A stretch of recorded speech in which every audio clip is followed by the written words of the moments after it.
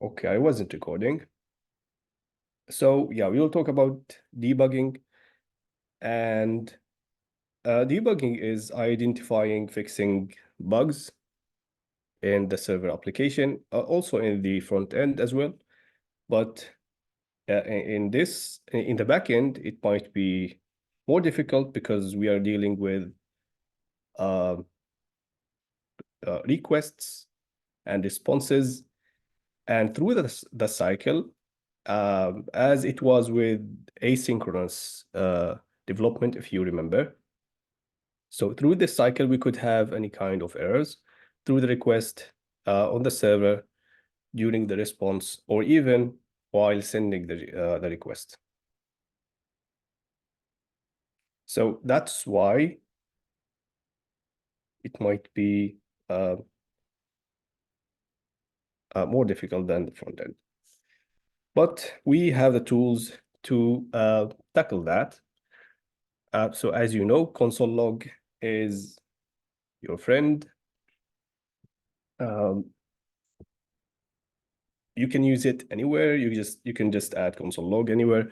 ChatGPT, of course, solve all the issues except for so for request and send, ChatGPT cannot help here because now we don't have like syntax issues, or we don't need like a logic to write. Rather, we are concerned with connectivity issue or compatibility with this request and the send, or maybe the way the server is handling the requests. So all this, ChatGPT might not even understand in the first place. So this is how it was usually done before ChatGPT. I think many of you now, they are developing for the first time, and they're using ChatGPT directly. So before that, before 2 years, I'm not sure. Yeah, more ChatGPT has been introduced 1 year and a half, I guess. But before that,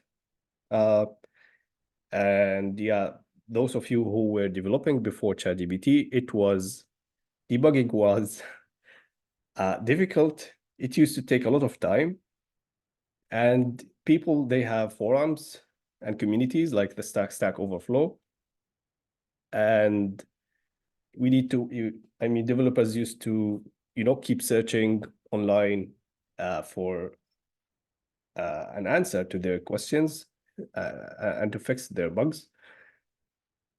And that's why we have like the debugger from VS Code, and we have also Node debugger on Chrome.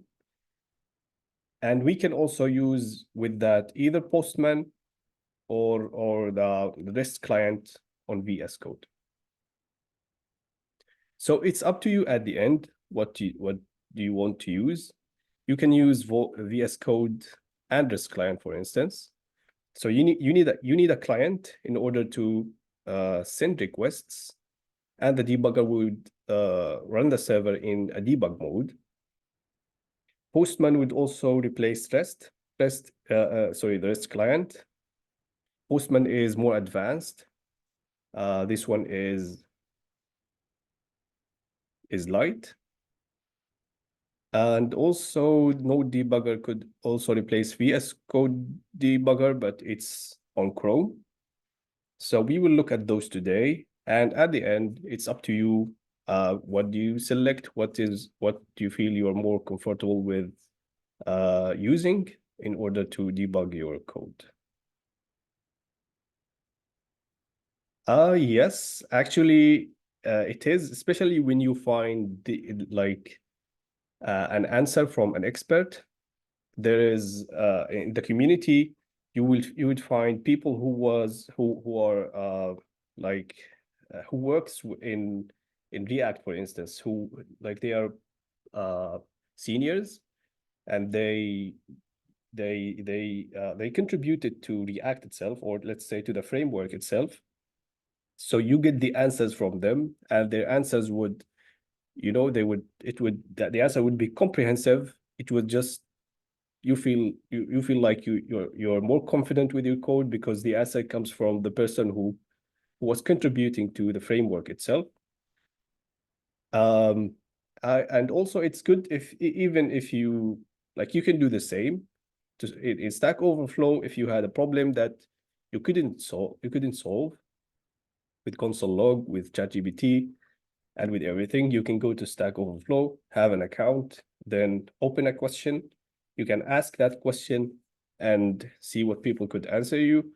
Or even if you have an answer to a question, you could answer that, and people would give you a thumbs up or give you like points. And as you know, there is the best answer, which has a green tick.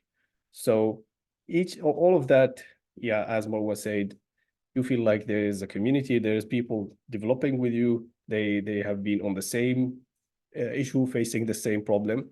So yeah, you would feel more motivated. Yeah.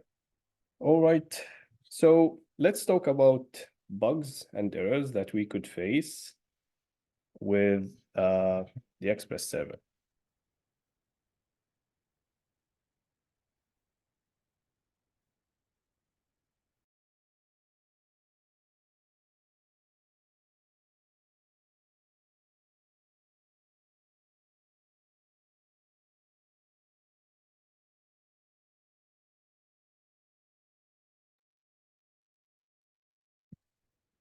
All right. So the first one is port already in use. So this is common, and I think many of you have seen that already. So we talked briefly about ports yesterday, and ports, they are like gates in the application level of the networking model. So each software, when that software want to connect to the internet, it should pick up a port. So we are doing the same for our server, but we are selecting the port by ourselves. We have the option to do so because we are developing. Usually, any software that connect to the internet on our machines would just pick a random available port. So the convention is to use 3000 and 3000 something in Node Express. So if you have this error that the address already in use, maybe you have a different server running on a different console that you didn't notice, or maybe you didn't close your server properly. Then you try to run it one more time, so you would have this error. So the solution is just basically to replace 3000 with whatever empty port available port, usually 3000 to 3 the 3000 until 999, I think they are usually available for us. So that's why it's also good to have port written in like in a variable manner like this, without not like, you know, hard code the port inside the listen.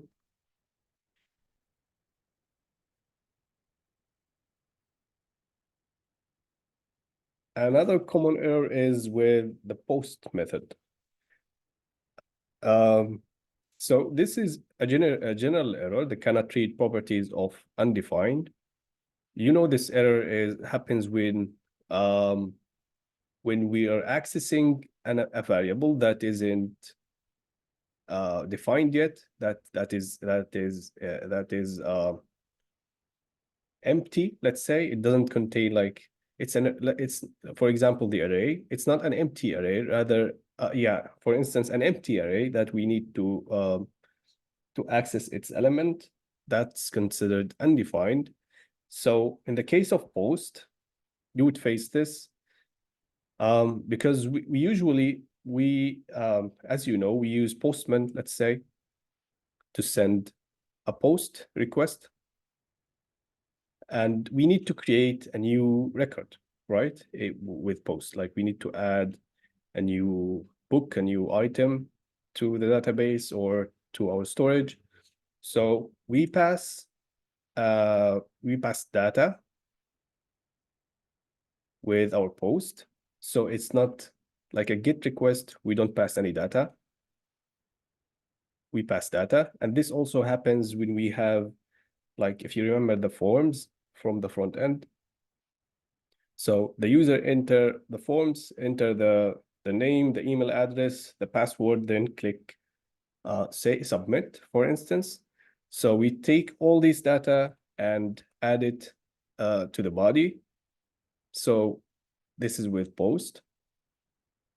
The headers, they are filled automatically, but we define the data and we add the data to our post request, and the convention to use JSON. So it's not plain text, it's not JavaScript. Usually with HTTP post request or with HTTP request, when we deal with records, when we deal with database records, like an example is the ID and the name and so on, these kind of recorded data, we use JSON format. So JSON is lightweight data structure that has something like a structure like this.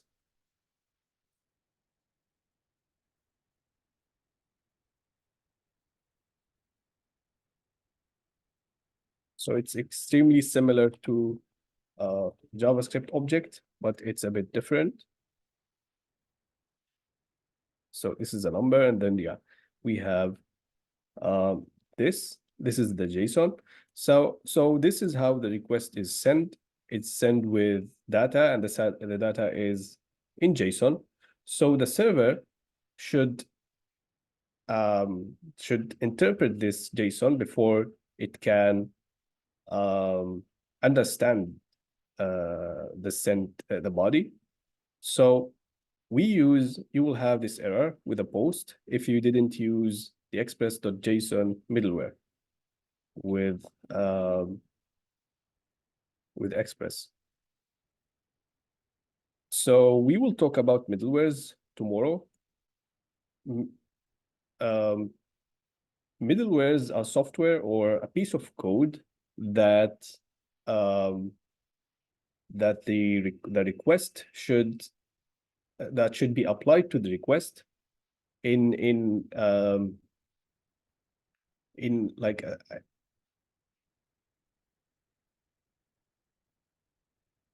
like a layer, let's say. So let's say the request is coming from the client like this and exiting from here like this. We can add middlewares here. We can add middlewares software. So once we have, let's say, a post like this, post a new item with certain ID. Sorry, yeah. Are you writing? Because I don't see anything. Writing. Were you annotating? Oh no, I'm not. Oh, okay. Yeah, Okay, I'm sorry. no worries. Yeah, I'll do that in the once I finish the slides, I will go to the code and write it one more time. So in order to have, we look at the ideas, then we type the code. So or maybe I can show it here.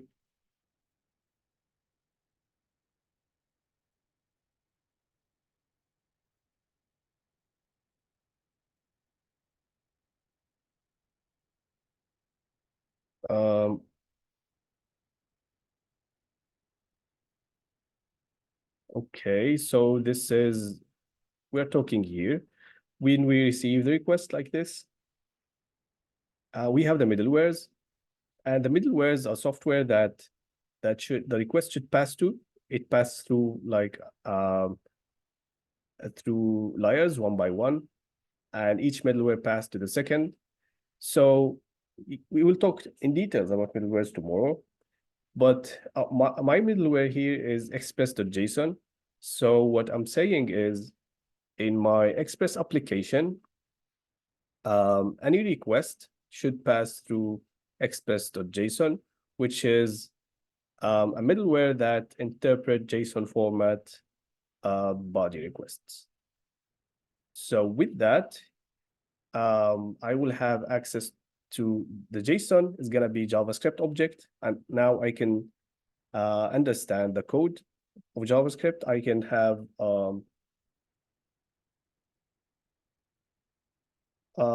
I will basically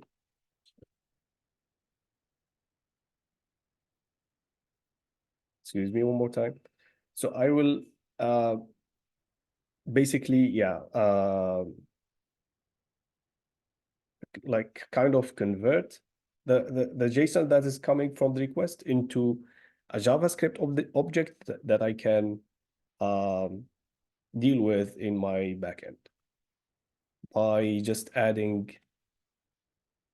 app.use express.json. So here I'm having another middleware, which is Express static. We talked about this yesterday.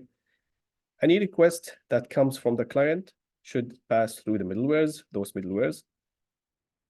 And this middleware is static, public. So if the request is about accessing static files, that I define the directory of that. If they are under public, then anything under public and is requested could be accessed by passing through this the middleware, by passing through this middleware.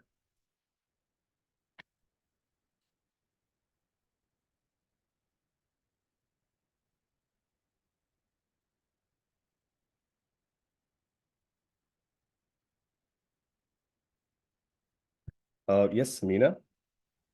Yes, Yaman. So those the middlewares that you have listed, so they are do they run in sequence? Like, so the first one, the static, the Express static, that's going to run, and then Express.json. Is that how is like? So it goes through Express.static and then it gets filtered and then goes into Express.json. Is that like that, or they are simultaneously in effect? Yes, as you said in the beginning, so they are sequential, and we go through those one by one. And let's say I'm trying to access a static file, and I reach this middleware, the Express static. Then the server would serve me with the images, because let's say from yesterday, if I want to access 310 images, and then images.jpeg, and I should run the server. JPEG, you wrote the wrong. Okay. JP, yeah. Yes, thank you.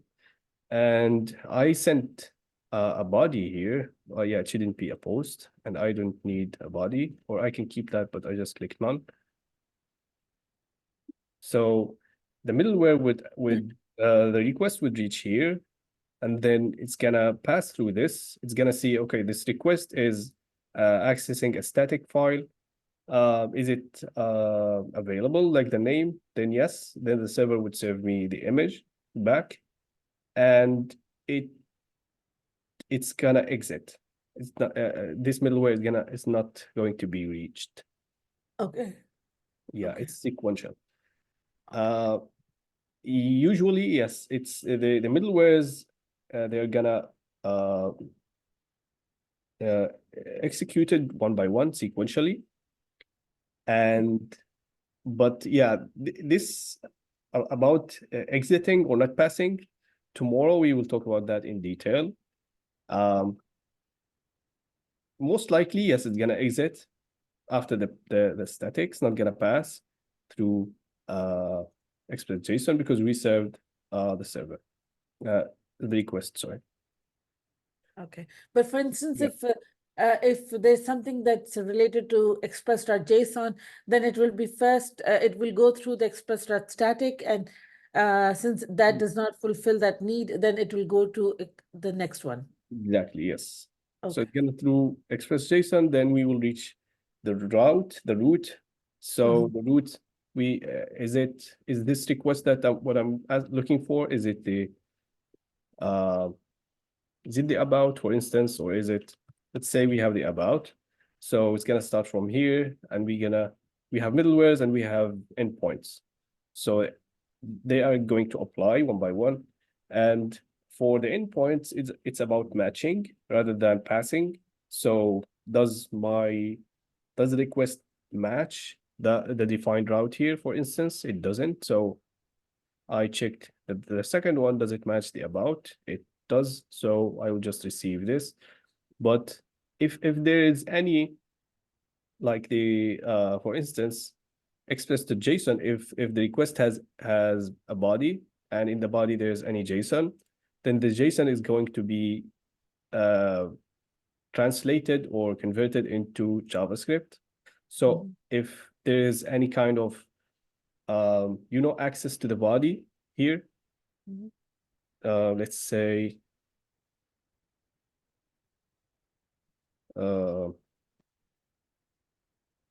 item, for instance, or sent item, and we can say request to body, and let's maybe console log that.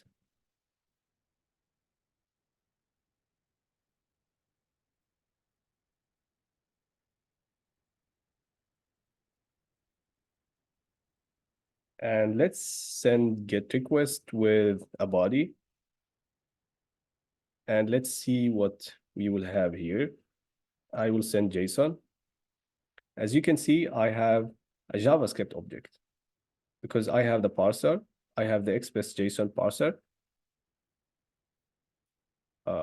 Yeah, it only passes JSON and only looks at requests where the content type header matches the type option.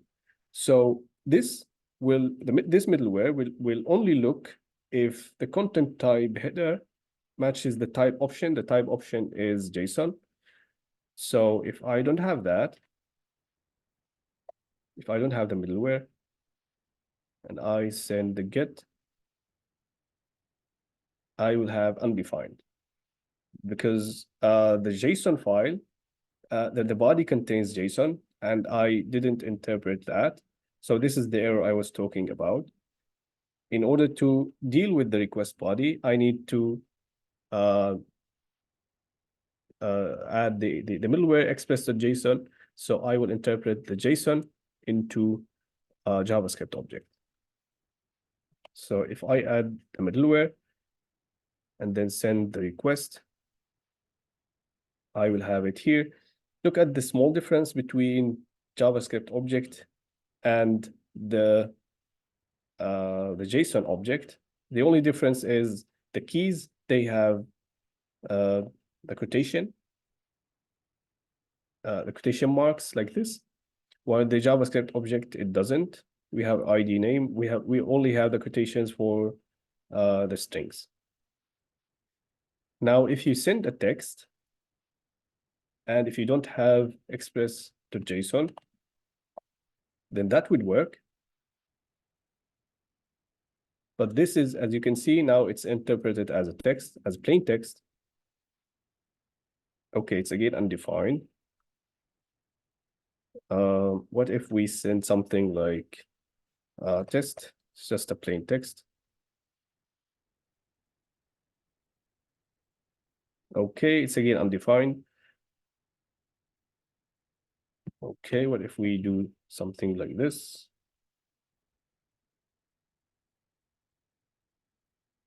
Okay, it's empty.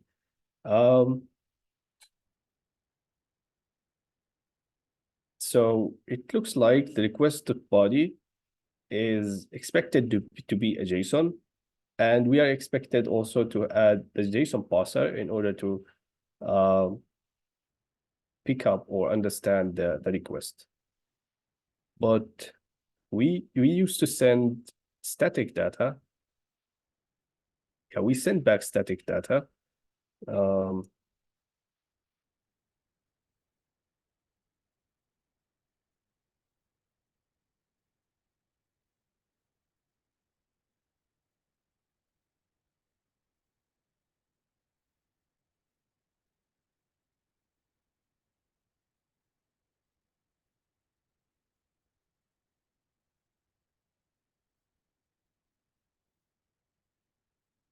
Okay, this is not a JSON format.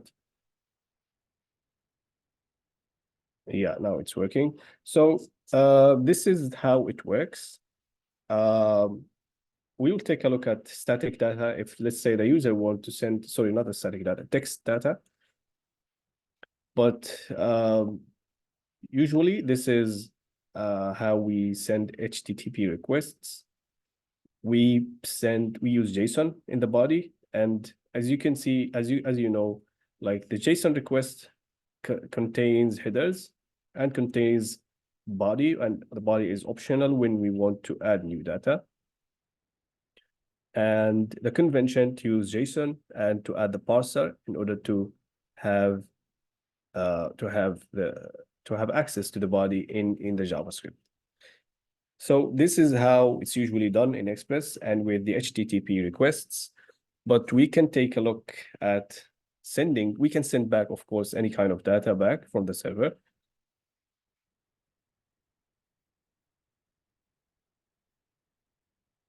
But let's say the user wants to send a text, or yeah, we can take a look at that maybe tomorrow.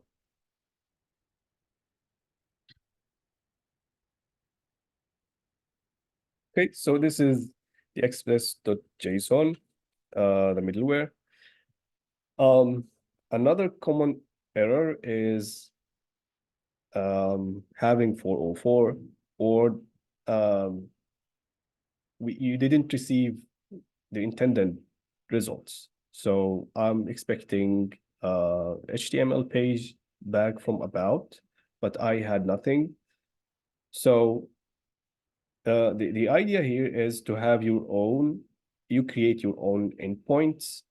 So those, the endpoints, you're responsible for designing those and writing those. So you define the root, you define any other pages, you define like the HTTP request method that you want to use with that route, and you define the behavior as well. So you are responsible for defining the whole endpoint. So that's why errors might occur here. In the past, we used mock API.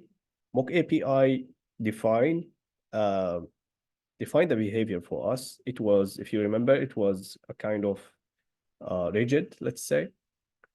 So we need to follow how mock API handle the endpoints in order to send compatible requests. But now you are defining requests, endpoints, and also when you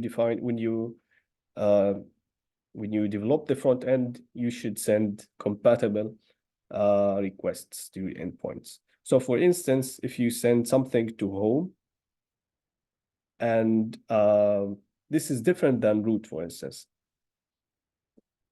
This might confuse someone. This is the root. This is different than home. This is a route, like the slash something is a route, home is another route. Of course, you should also make sure that you don't have any grammatical error here with the names between the requests and the endpoints. And another error we have is using response.send, incorrect use of response.send. So the convention again is that we have requests and we send responses back.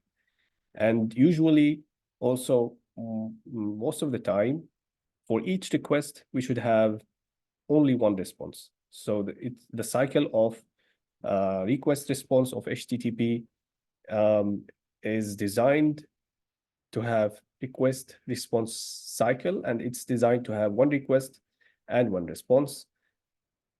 You can have multiple responses, but you need a lot of customization and modifications, and it's considered advanced to do so. So Express, since it's provide us with an easy way to build a backend server. So it works this way. if you get a request, you send back a response. So for instance, this is the response. You are sending the response back. Let's say there is any logic here, then you send the response at the end. Yeah, you can imagine it working as a return statement in JavaScript. So if you return from a function, then you're basically exiting that function and returning back the value. So if you have another send, then you will have an error. And yeah, usually only one response is allowed by default. Again, this is by default, but yeah, in a more advanced configuration, you can have multiple ones. So let's see what could happen if I did this.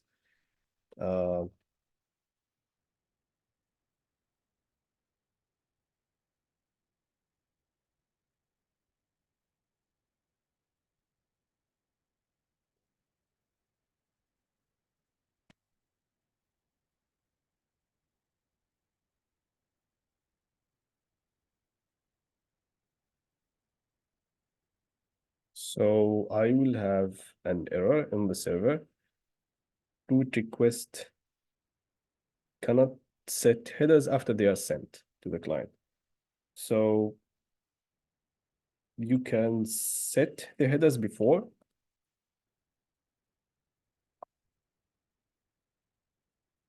And then you can send.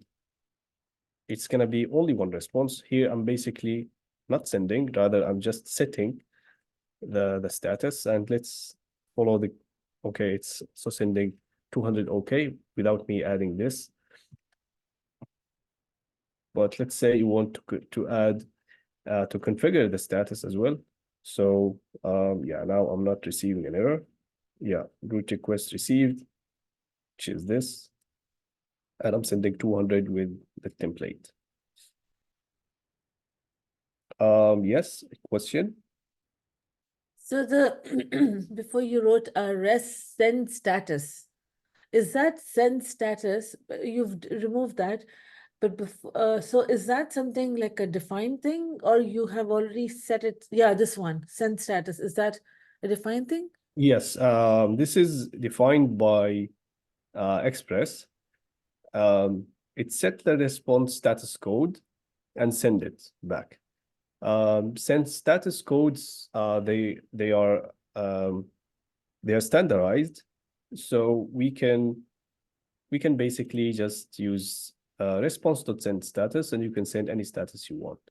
So let's say you don't need to send anything, but rather you just need to send a status. You deleted, let's say, a record, and you just want to send something back. You can send. Usually, I think with deleting a record, we send back no content and no content code.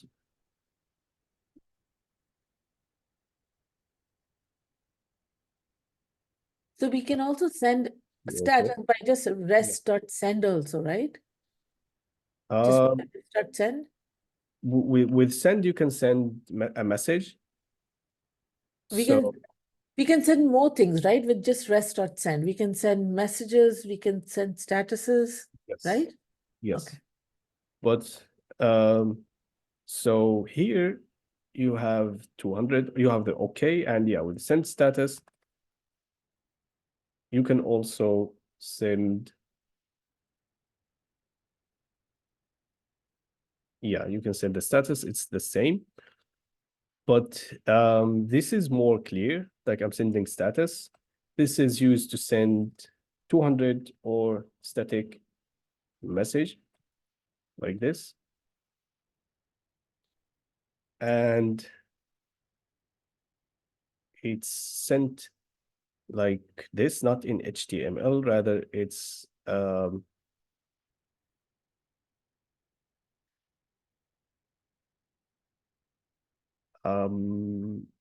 is it in the header? Okay, yeah, it's not HTML, so it has this kind of font, but you can also send it like HTML if you want.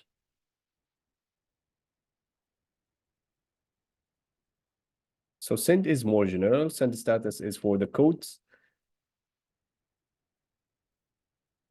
And they work the same way. And can we send, you said we cannot send both of them, right? At the same time, like rest send and rest send status, we cannot do that. Yes, if you want to send the code, then a message, then you should do response.status and then .send. Oh, so what is the difference between rest.status, rest.send, and rest.send status? Okay, good question. So rest.send status allow you to send a The status. status, but rest.status, it doesn't send anything. It just sets the status on the headers. So you need the send after that. Okay, so rest.status.send is equal to rest.send status. Oh, Okay, but we can send a message also in that. Exactly. Oh, okay. So yeah, there's different functions. Express provide us with different functions. You can use what you find suitable. So if you want just to send a status, you can use send status, or you can use send with just a status. If you want to send the status and a message or an HTML or anything, then status.send. If you don't even want to send the status, then the server by itself is going to send something based on the behavior. So it's sending something back. That means it's okay. So we don't even need to define the status. But if you want to configure your server in detail, like giving it more details or giving it more customizability for each scenario, you send something back. So you can define the status one by one by yourself.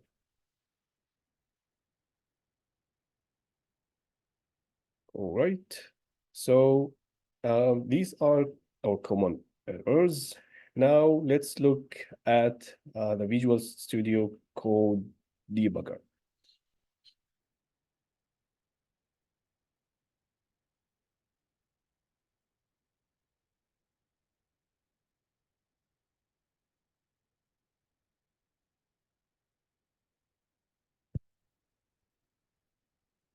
Okay, let's stop our server, and then in VS Code, you can just go to the debug tab here, or you can yeah, this comes later. So if you just go to the debug tab, and at the beginning, we need to create a launch.json file. This is the configuration for the debugger. So the debugger is a way or an environment that we have on VS Code, which allow us to track, trace, watch our code. And with that, we can trace the bugs and fix them. So one of the tools, again, is VS Code. And we click on launch.json, we choose Node.js.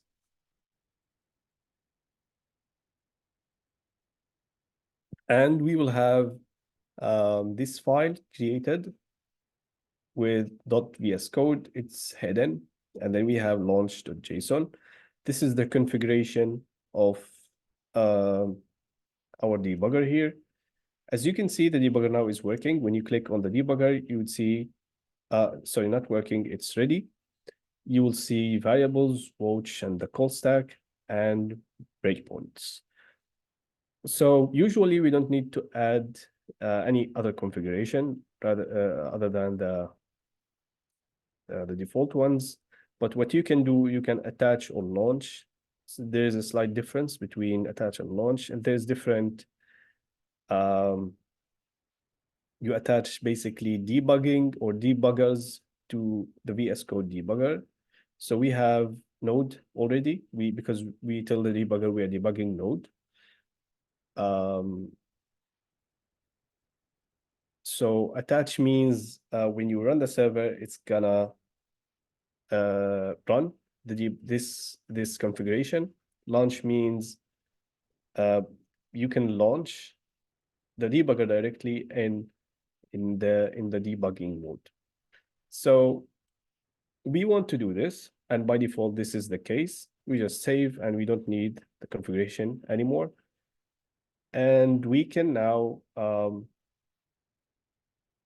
sorry, which options? Like yes, once you write the launch and these things, how you have this drop down when you have like options? Yeah, What? here. Yes, how you show all these? Yeah, you just click here, add configuration to the bottom right, Okay. Uh-huh. and you will have, yeah, all the Everything. Okay, thank you.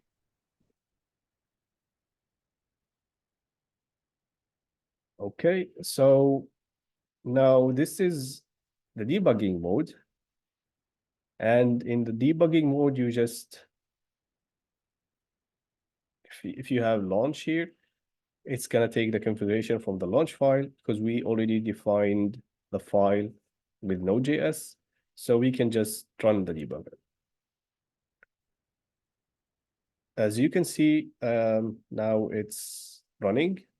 You will have debug console here. Server is running and listening. It's similar to when we run the server with Node.js, with Node, like directly, like running the server normally. But the difference is now we have these tools. We have variables, we have watch, we have the call stack, and we have this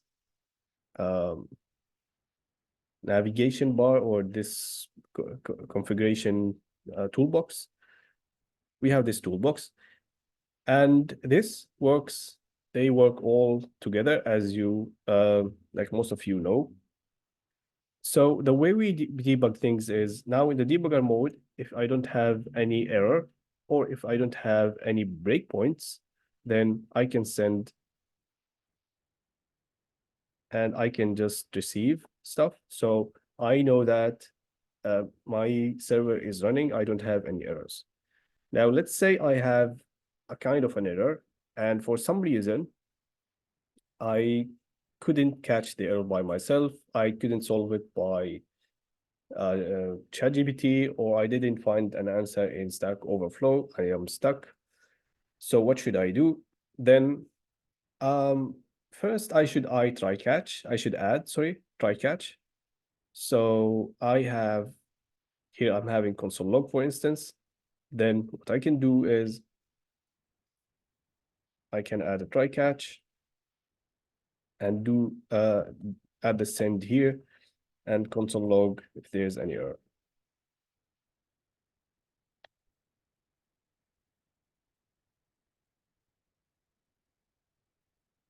We are all familiar with this. The callback and the watch, we will see what they do.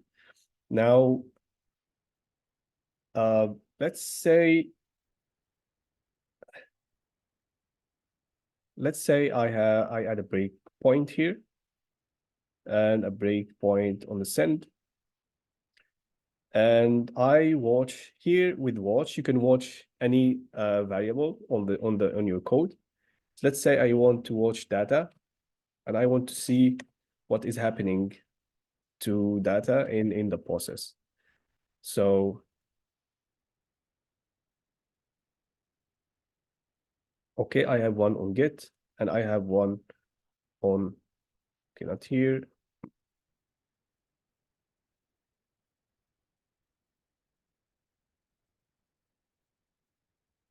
Okay, it's after the send. Here are my breakpoints, as you can see. And you can watch a variable. For instance, you want to see how the variable is updating during the process of sending and receiving. And the call stack is gonna show you the stack of the steps that you have with your breakpoints or with your errors. So we will talk about that in a moment, but this is the loaded scripts. We have the launch one loaded. And for the breakpoints, we have quote exceptions and unquote exceptions. So here you define how the breakpoints work. So if you click on code exceptions, then basically you're saying do a break even if there is a catch. So here, if I have an error here, if there's a catch, then we catch the error, we console log that, we can know that from the debug. So the debugger might not break here, might not stop, give us a steps here. So when you click this, you can say, okay, break even with the code exceptions. And here,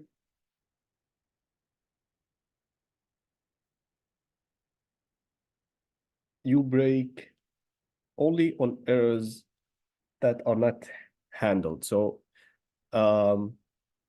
it's the opposite. So it's gonna break on errors that is not handled. In practice, actually, I'm not sure what's going to be the difference, but you would might need to tick those if you find that you couldn't break on the errors or you couldn't solve your issue. So you come back and just tick those. And we are watching the data. Now the server is running. I can, let's say, send my root GET request. So let's see what is going to happen. Now the variable I'm watching is updated with content, my home page. Now I have a stack. So this stack tells you all the steps here that you have, that you can pass through in order for the basically the future steps that we add a breakpoint on send. So all the steps in order to finish response.send. This gives us the stack. You can jump to any point, to any like you can click on function router, for instance, you can jump to any point. But since this is happening in the backend, so when we run this command, or when this command is scripted or interpreted, then basically what is happening behind the scenes is all of this. We add a breakpoint on that, so we can now see that. So in this scenario, we're not gonna catch an error basically, because the error is going to be most of the time in our code, not in the framework code. But we can look at it as an example of how to navigate the steps. So I'm watching the data, and then on each step I have the variables, all the available variables on the screen. So locally I have data, I have the request, and I have the response. The request this is HTTP request. As you know, in console log, we can see that also it contains, it's an object, contains body, events, and all of this information. We have body. I sent a body with get. It's not needed, so we can, for next time, can have none. So you can look at the variables at this step, at this stage, and you can look at variables that you want to watch all the way during the stack. So this is the response I'm forming. So here, response.send, we form a response, then we send it back. So let's look at the shape of that.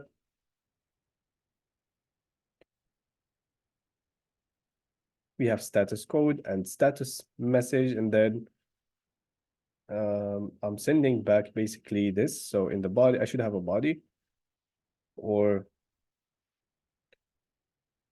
I don't know how the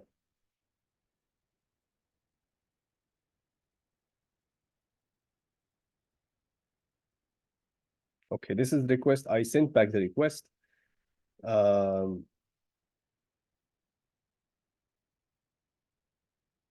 Yeah, is it in the header?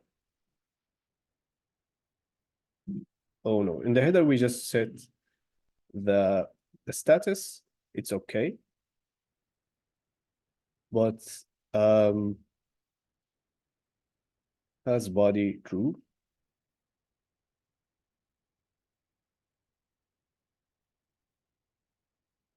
I can't see a body, but anyway, you can look at what data are there at this moment and what the values that they have. And you can have, you will have this toolbox here. So this will just continue all the stack and exit. Basically, it's gonna work as we are just running a normal server without, I mean, not in the debug mode. So if you just want to continue, you don't want to go through the steps, you could just click continue. Now, step over is it's going to, okay, let's take a look here. This is our configuration file. This is how we access the debugger, and then we select node, we launch, configuration file created, then we add breakpoints, we restart. When we add breakpoints, we restart the server in the debug mode, and then we send requests with Postman. Now, this is the server debug console for any errors. So again, this is the server debug. When you work with the front end and the back end, you would have now two consoles, one on the front end and one on the back end. This is the back end console, and this is the back end debug console even. And yeah, now we have these three steppers, let's say. So the first one, step over, it's gonna execute code line by line of our stack. And when we click on this, we are going to execute functions, but we don't step into or out of these functions. So we just run the code line by line. For instance, we run this line by line without, let's say if we go here, then there is this function, for instance. If I step over it, then I'm not going inside fn. Instead, I'm just, continue my journey with the code. If I click step into instead, then I'm basically entering the function and see what is happening inside and executing the code also line by line inside. And I can also step out of that function. So if I am in a function, I could then I execute the code and step out of the function. If I am inside a function, I execute all of the code and then step out of that function. So in all that, you will see Postman is basically it's gonna be loading. So okay, I think we sent the response back already.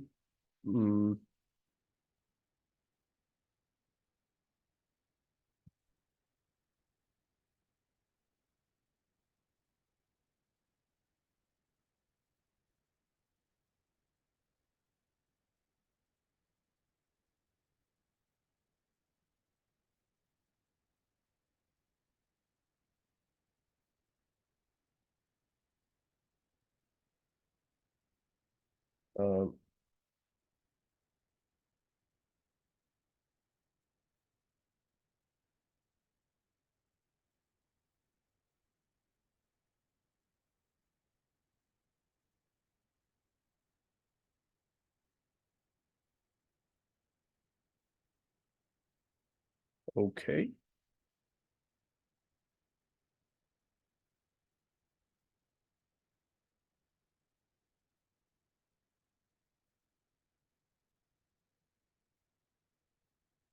I'm not sure what is this error about. We can relaunch, and now we have an error suddenly.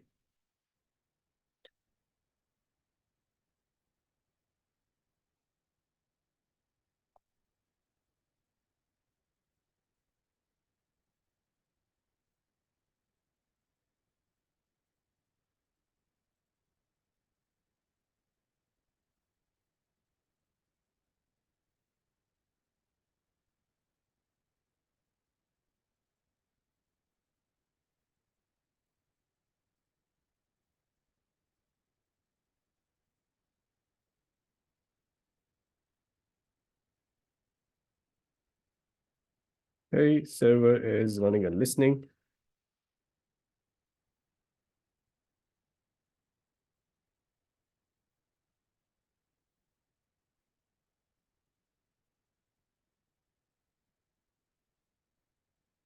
That's weird.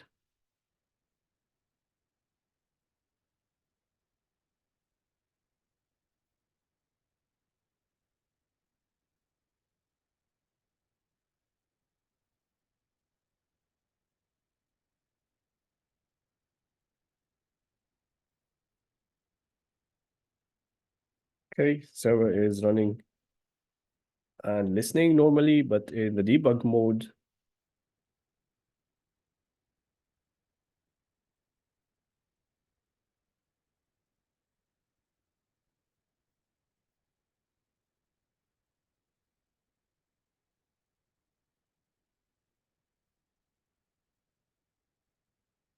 this is not even related to my breakpoints. Okay, now I am on get. As you can see, data is here and code reference. There's no data yet. I step and then so I didn't send anything yet. So yeah, I'm just running the server for the first time. And yeah, now I finished the sport and now I'm listening. We can take a look at that error later. This is not related to the client even. So I have breakpoints and I can send a request. There's no errors. Oh, maybe because I have this here. Maybe that's the case. Yeah, I have breakpoint on error, but there's no error. That's why I'm having the issue. So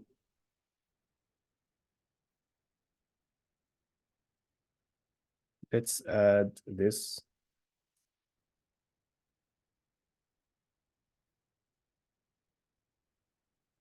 Okay, why it's not in red?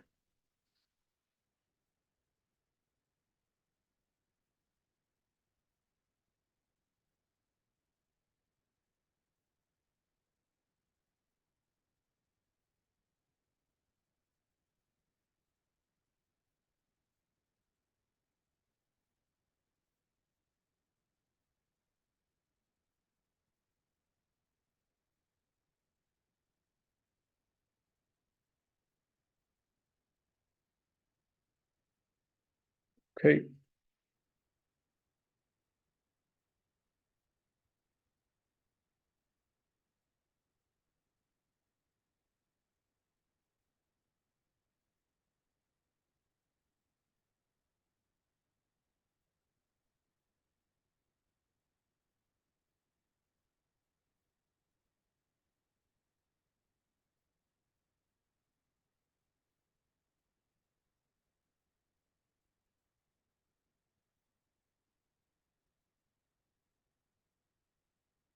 Okay, now it's yeah, I want to look at how we can catch the send request, like how we can add a breakpoint between the send and request. This is where our most of errors might be happening. So as you can see, Postman is loading. It didn't receive anything back.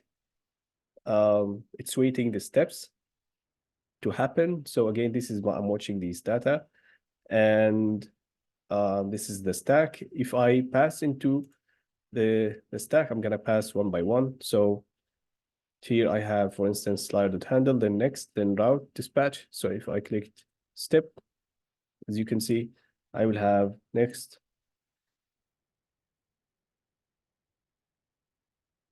route dispatch, and so on. So we are looking at what is happening behind the scenes. So that is not our concern. So usually you need to put breakpoints here with the catch, but anyway, they are going to be on the screen anyway. So this is not the best scenario to see how breakpoints work, but it's a powerful tool to track and trace and look at what is happening. You can watch certain variable. This is usually very valuable here.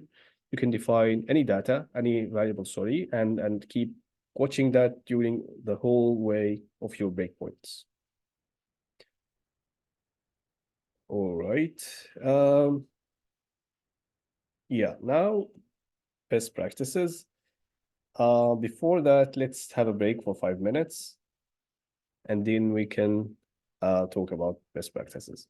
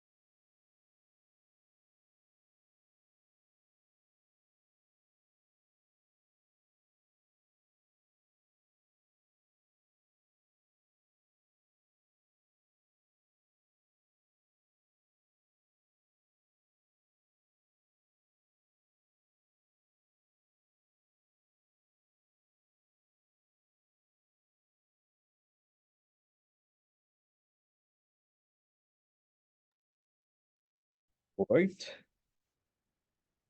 So before we go to best practices, there is the REST. We can use REST instead of Postman. So now my debug is here, the REST is here, and as you can see, I can use REST to send something, and I will have that. Yeah, I will have the response here. Now REST is waiting. I can pass through that. I have the stack and everything. Then if I continue and go back to REST. Okay, let's do it one more time. Yeah, once I continue, I will have the result of REST. So with this, you could have the whole environment, debugging environment in one place, VS Code. If you didn't find this good for you, let's say, or suitable, then you can have Postman and with VS Code debugger, but we have the option to use Node debugger. And Node debugger is,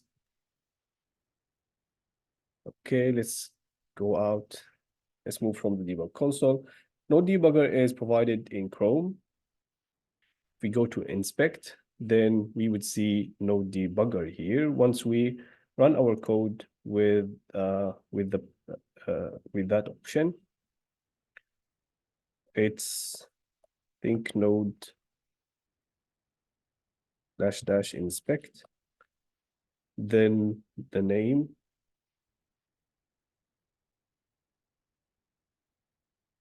So now the debugger is listening.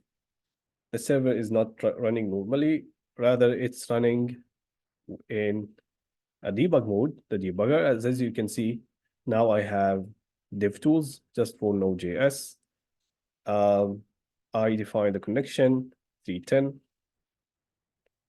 and save. Now you have the console here, and you can look at the files here.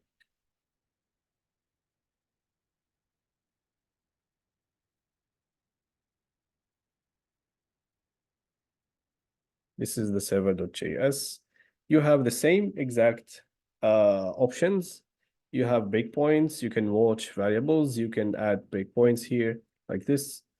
And you can send requests from Postman now.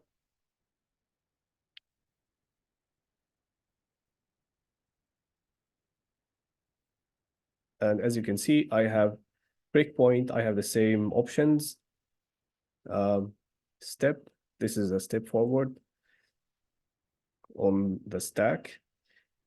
Here's the stack. Now the stack here is more clear. You might find this, in VS Code, everything is happening in just this tiny area, let's say, or part of the screen. But with this, you have a full screen, and you have, most importantly, you have the front end. So if you have a full website that is running, and there is front end and back end, and you are debugging something in Node, but it affects also the front end, or if you are sending back results and you want to see that here in action, what is happening step by step, then Node debugger could be a better option. So again, the same here. We cannot change any code. So we have the server here, but if we do anything, like if we add any modifications and we save, yeah, we cannot live edit. Yeah, so to have this dev tool is we can have that by just running the server with node -- inspect server.js. I'm not sure if we can have it with nodemon. Yes, we can have it with nodemon as well.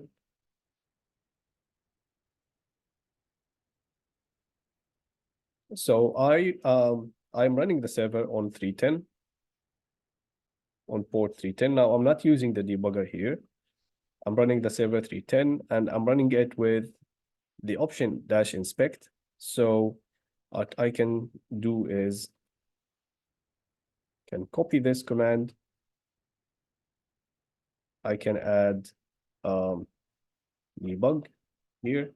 then nodemon -- inspect, save, and then npm run debug.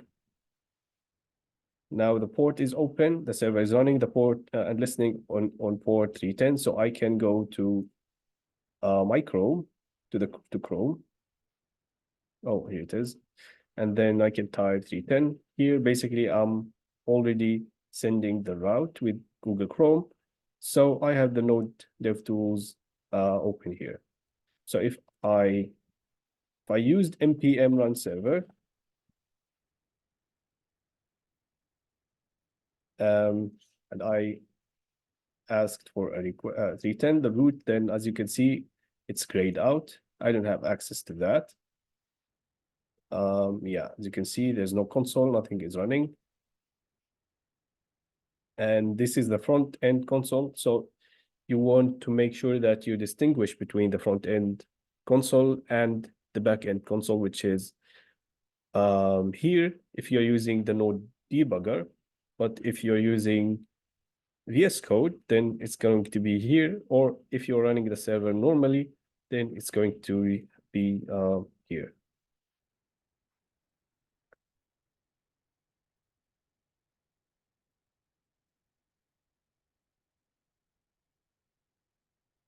All right. Yeah, so npm run debug, and then I can access the dev tools. And yeah, this is the server console. This is the front end console.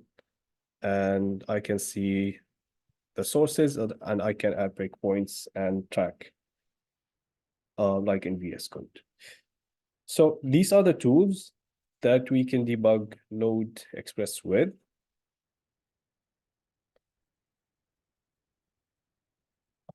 Now let's look at best practices.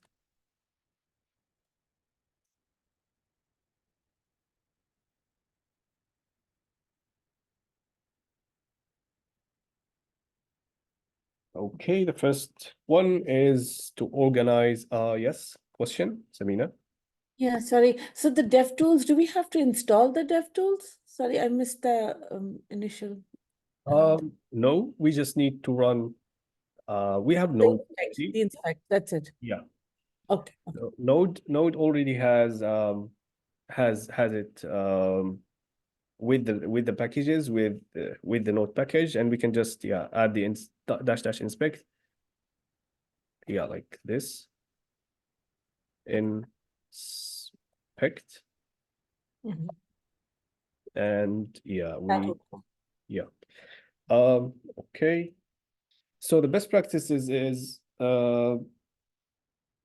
we group files by functionality for ease of navigation. You know this from the front end.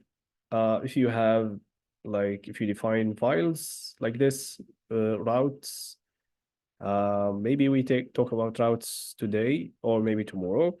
We didn't have the time for that today.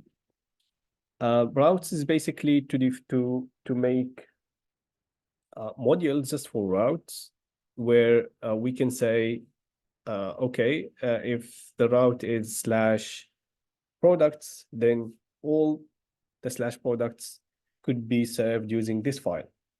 If we have /users, then you can define a file just for users, and all you can add all the endpoints that has /users into that file. This is, we can use Express router for that, middleware. Models, this is for databases. We'll talk about that next week. And you can add configuration files like this. You can also have public location. You can have views for the front end. So make sure that you have this kind of easy to navigate file system or file structure. Just have server here, package JSON to files, REST if you're using REST, client, and yeah.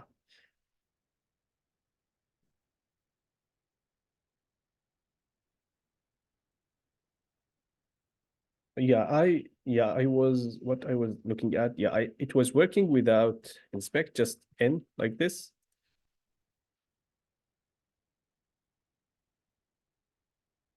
Bad option. Yeah, it should be inspect. Okay. Now I have error, which is address already in use. So I didn't close properly. It didn't close properly for some reason. So I just changed the port. And usually these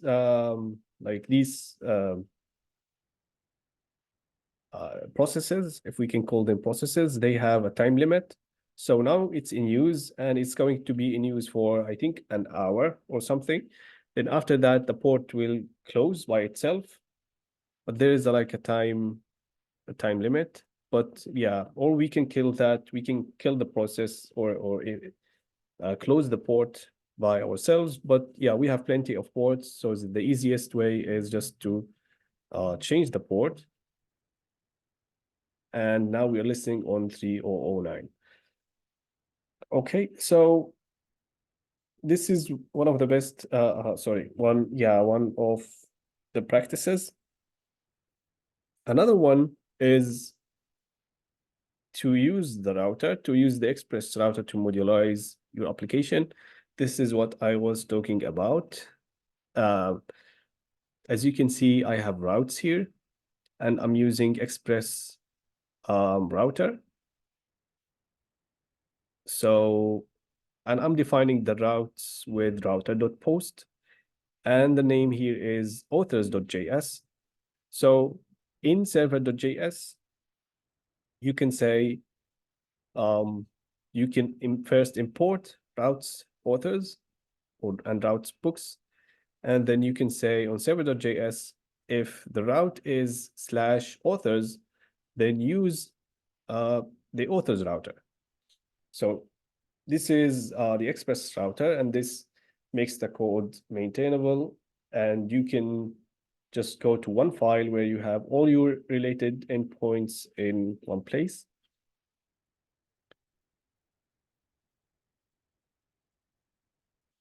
Also is to implement proper error handling.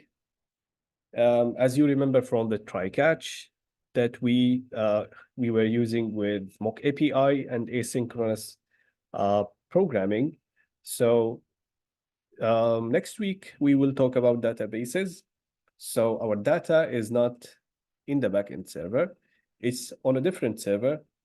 So we want to use await, and our requests will have async in order to have our function work in an asynchronous manner.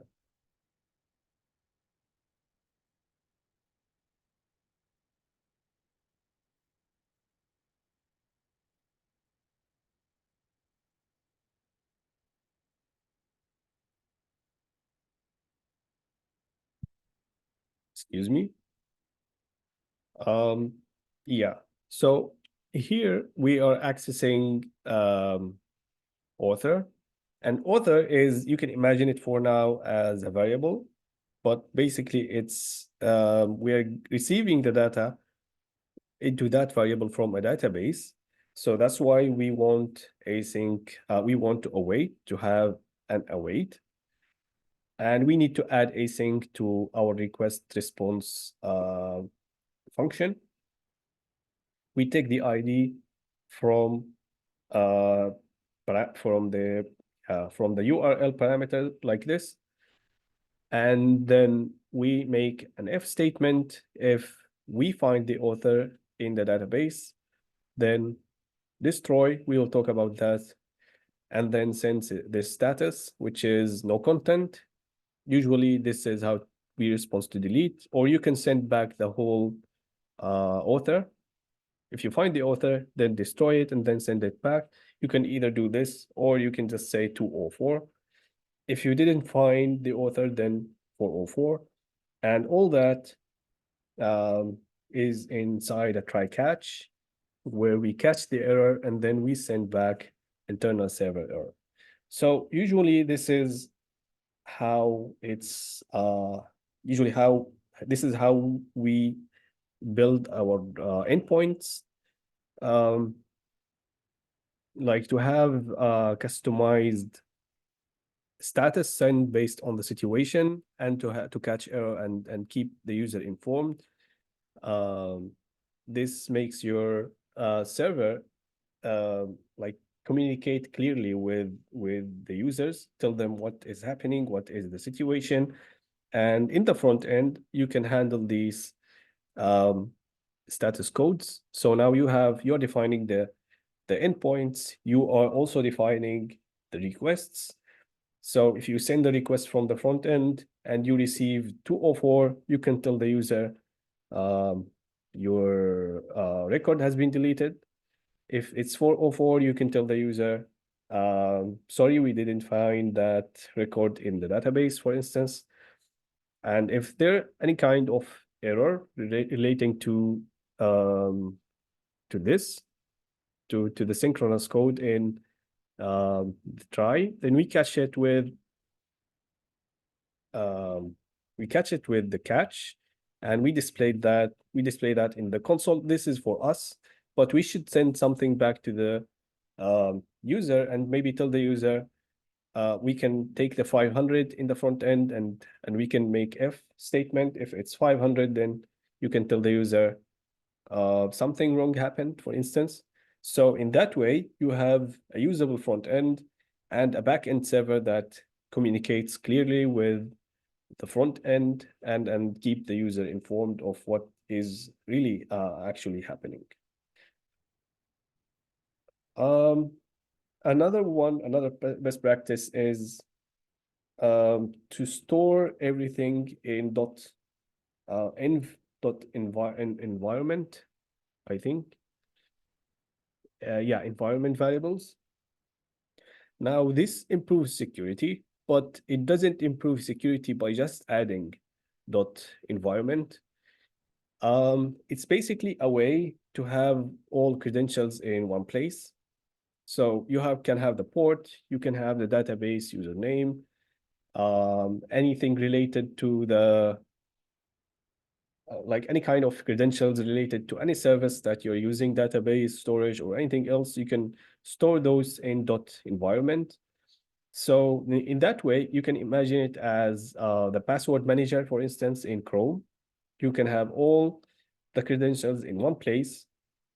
Now that does not make these secure, but it make them in one place. You can access them in one place.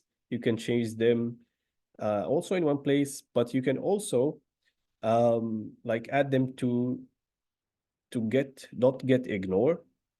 So as you know, we don't need to these files .vs code, they are hidden files usually, .rest, and we can define get ignore file. Think like this.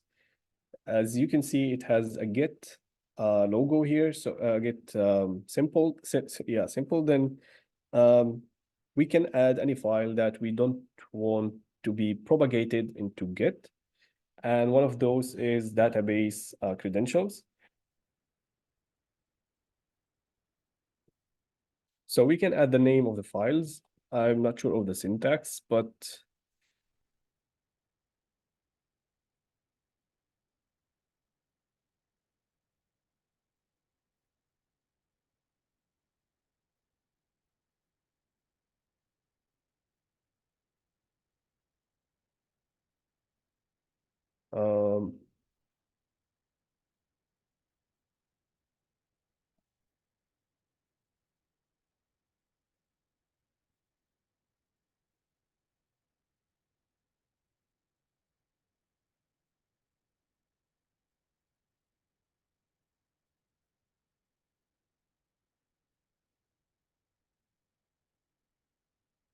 yeah, here I'm ignoring all the logs. So similarly, I can do star, then .environment. So I'm ignoring all .environment files. And when I do any push, any commit, these are not considered, not in in my version control. And that's with that way, I keep my credentials secure and in my local machine. And all the developers would have these credentials separately in their machines. And this is how we can make this is the security that the environment files add.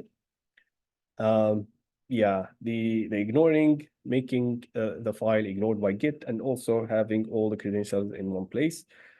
Because usually what happens is you have credentials around your code, but you don't know where you added this credential or that username. You just miss the location of those, and you might even like forget where did you put that. So yeah, you can do this with environment. So to do so, you can just add the .environment module from Node, define the .environment file like this, and then you can use any value using process.environment the name of the variable. And yeah, that's it for the best practices. Any questions?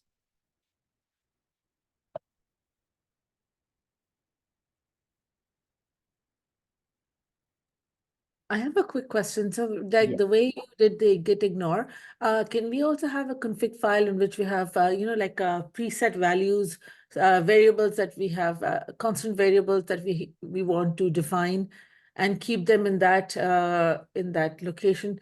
So, how do we add them in that require? And over here, you did the .env, that is predefined. But if I want to put a file with my constant variables, how do I, what would be the syntax? So so it's going to be the same. So you just define variables, let's say, .env, and you Okay, define the variables here. okay. Like username.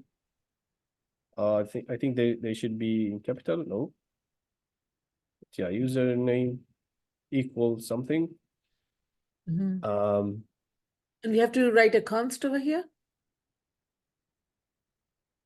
sorry. Do we have to write a const, const over here in username? Oh, no, no, no. No? Yes. You just, oh, you mean the JavaScript variables? Yeah, Um, yeah. global variables in the back end. In the Oh, this front is end, back yeah. end. Oh, this is back end only. Okay, okay. What about in the front end? Like I was having a, The front end, they solve it with the state with Redux. So you can have a global variable inside React, Redux. Yeah. React, React, not Redux. For React, there isn't. There is a state for each yeah, there's a state for each component, but that's why they have Redux after that, in order to have a global variable, a global state management. Oh, okay, okay. So yeah, the solution, if you want something global and robust, is the global state Mhm. from React. Okay, like this. Usually they are in blue. Oh yeah, I don't have .env installed, so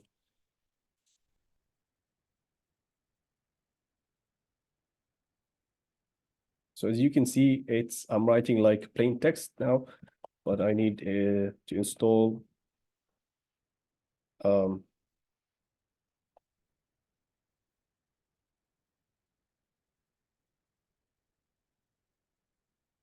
right.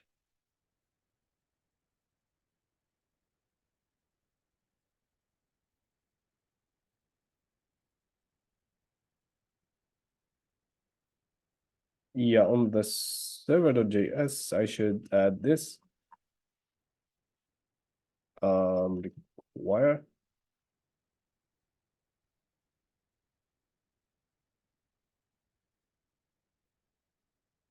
dot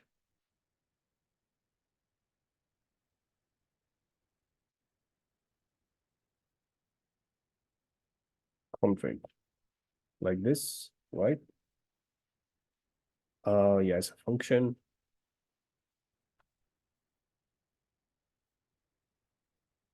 And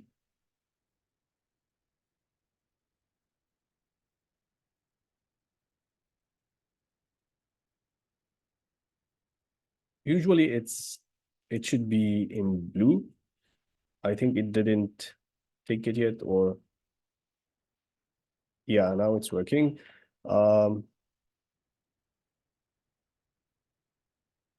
So I can give it a name.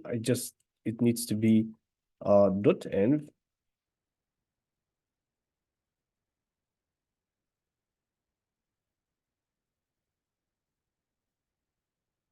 Once I type equal, I have it in blue, then it's working. You can define username and everything. You can use them now in server.js. Let's say I need a port. So I define the port.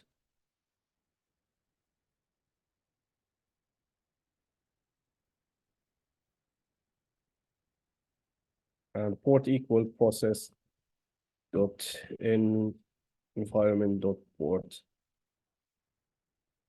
Or is it environment dot process?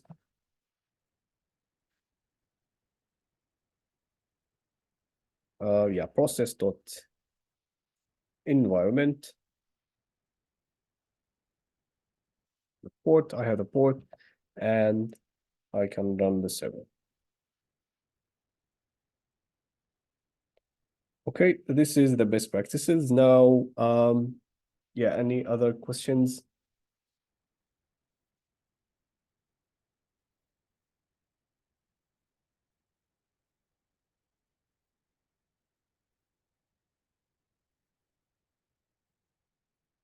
Yeah, we can stop for now. And tomorrow we will talk about middlewares, and we can apply routes and see how we can, yeah, like make our code more modularized. All right, let's stop for now and let me know if you have any questions. In 20 minutes, we will start the labs. Also, if you have any questions, starting from there, let us know. Please let us know.